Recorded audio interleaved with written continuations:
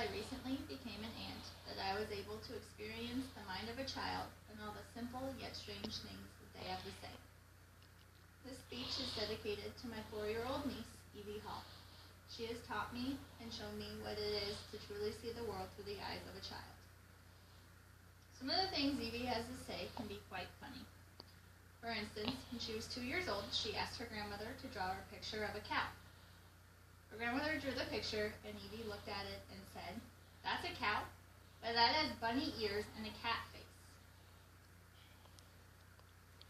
While potty training, I took Evie to use the restroom at a grocery store. She sat down and said to me, "Auntie Nanda, is this one of those robot toilets? Those robot toilets scare me." It wasn't until later that I realized she was talking about the toilets that flush on their own. One night, while watching TV, I had mentioned something about a good-looking man on the television. Evie had asked me, "Auntie Nanda, do you have a husband?" And I told her no, that I did not. She then looked at me puzzled and said, "Well, is he hiding in the forest, in the trees, with a bear cub?" It took me a while to think about this one, but I since have realized that she had combined the fairy tale princess with her favorite animals, which are, of course, bear cubs. I have since looked long and hard through the forest and have not found my prince there with a bear cub yet. A few weeks ago, we were again discussing husbands, and she asked me if I had a husband yet. I told her no, and she said to me, "Well, I think you can buy a husband at Target or Costco, but you have to have a coupon and he has to have a beard." I'm sure a lot of us women wish this were true.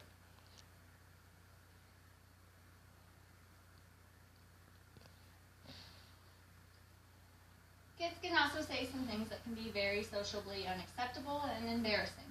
For instance, Evie just became a big sister. Throughout the whole year of pregnancy, we had explained to her that there was a baby in Mommy's tummy. She then had asked a family friend if she had a baby in her tummy too. That friend explained to Evie that she did not, and she was just fat. Well, the next day, my sister took Evie to the grocery store, where she proceeded to walk up to a complete stranger and say, "Excuse me, miss, is there a baby in your tummy, or are you just fat?"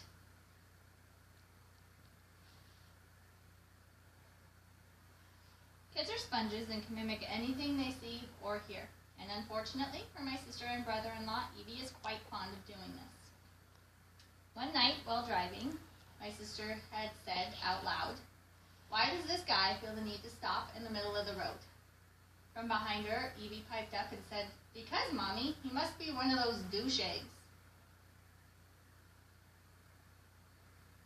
There have been many instances where Evie has used some not-so-nice words or behaviors and is told that these words or behaviors are unacceptable. So now in Evie's mind, she thinks that anything that somebody does that she does not like is unacceptable.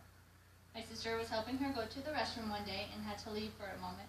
When she came back, Evie stated, "Mommy, I really do not like it when you make me wait to wipe my hiney. It is really unacceptable." More recently, we went out to eat. Evie has found her independence and decided that she wanted to ask the waiter for what she wanted to eat all on her own. She then said to the waiter, "I'd like a big bowl of mussels." The waiter obliged and walked away, and Evie screamed across the restaurant, "Excuse me, sir, I would like sprinkles on those, please." And she ate the whole bowl of mussels by herself. More recently, just this evening, Evie had a meltdown. She began to cry when we asked her what was wrong. Lip quivering, tears rolling down her face, she said to us, "I just don't get it. Everything in this world has to have mushrooms in it."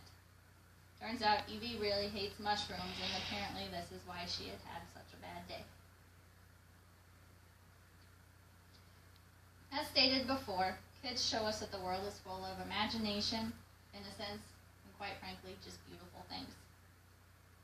Allow children to explore, imagine, and dream, but also be sure to remember that we are all role models in some way or another, and can be in that situation at any given time. It is important to be aware of our surroundings, because you never know how the words you say will affect your child, or when they will decide to reuse them, and in which way they will decide to reuse them.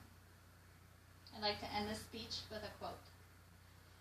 While we try to teach our children all about life, our children teach us what life is all about. Richard L. Evans.